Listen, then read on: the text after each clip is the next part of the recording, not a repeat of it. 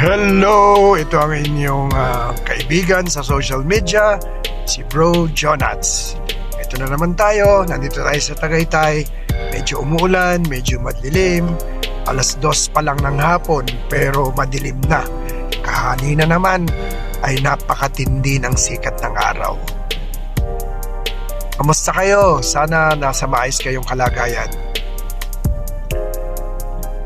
Ano naman kaya ang panayam ko ngayon, no? So ito ang naisip ko kung bakit kayo ay tinext ko, no? Kasi sa ating buhay, sa ating ginagalawan, maraming klaseng tao.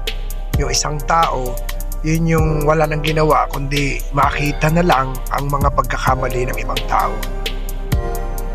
So siya yung nambubuli, siya yung gumagawa ng issue, siya yung nagpapapansin ba.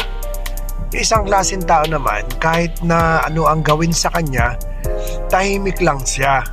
Kasi naniniwala siya na pwedeng sa pamamagitan ng kanyang pagtitimpi ay maging instrumento siya para yung taong kumakalaban sa kanya ay makapag-isip din at dahil doon ay magbago.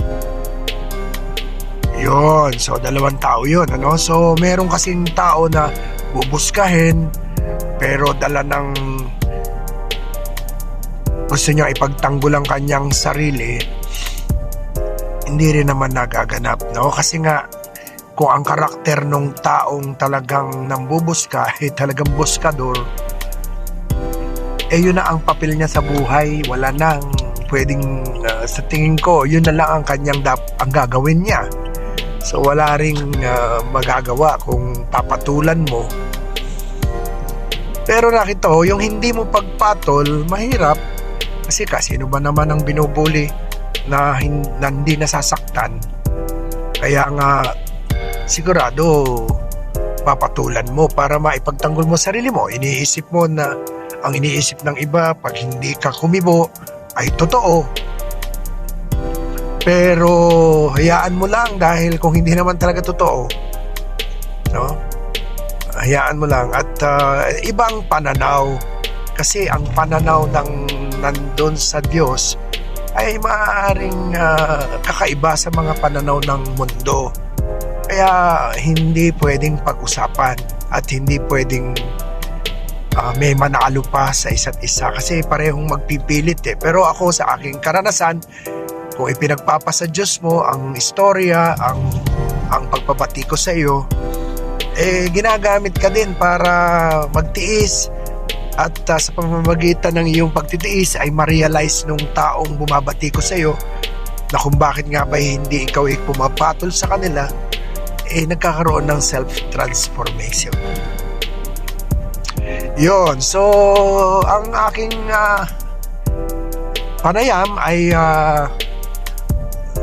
patuon sa dalawa. So yung isa, yung nambubuli, kung yun ang totoong buhay mo, kung wala ka na nakikitang magandang ginagawa ng kahit sinong nakapaligid sa'yo, o baka naman intensyon na hindi mo titignan ang mga magagandang ginagawa kasi meron kang misyon at meron kang interes, so wag mo na lang ituloy kasi pagdating ng huling banda ay ikaw din ang mapapasakitan. Ayaw mo lang tanggapin sa sarili mo na merong mas magaling sa'yo. Ayaw mo lang tanggapin sa sarili mo na hindi lahat kaya mo.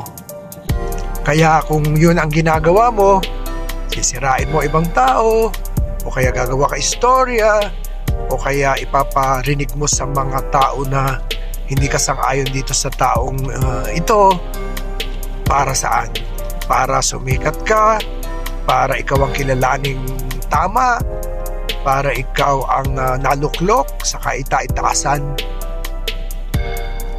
Tigil ka na. Baka yun ang maging daan kung bakit ikaw ay bumagsak din sa buhay, no? Kasi kung yun ang layon mo, puro negatibo, sama ng loob, baka balikan ka. Yung isang banda, yung tumatanggap, yung pinubuli, hayaan mo lang, huwag mo na lang kibuin kasi nga mas nakakaunawa ka at mas mahal ng Diyos ang nagpapakumbaba, no? Hayaan mo lang.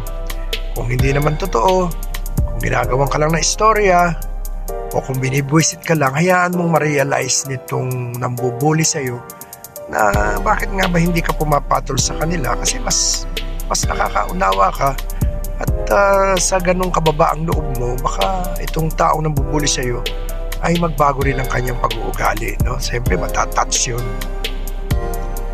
Kung sasagutin mo pa, kung lalabanan mo pa, kung talagang ganun ang personalidad nung nambubuli, wala nang magawa sa buhay, hindi ka talaga mananalo. Yon. So, ang buhay ay parang weather lang. So, ako nga, ito, medyo kulimlim ngayon. So, medyo madilim. Hayaan mo lang kasi bukas, makalawa, lalabas naman ang sinag ng araw. Kung walang ulan, ay hindi mo higit na mapapahalagahan ang pagsikat ng araw.